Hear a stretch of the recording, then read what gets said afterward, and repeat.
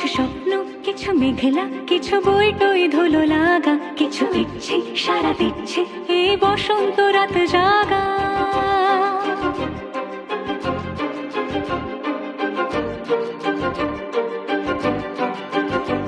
মম চিত্তে পাশ ফিরতে আজ পলাশ ফুলের কাব্য, নিতে নিতে ফুল ছিঁড়তে শুধু তোমার কথাই ভাববো।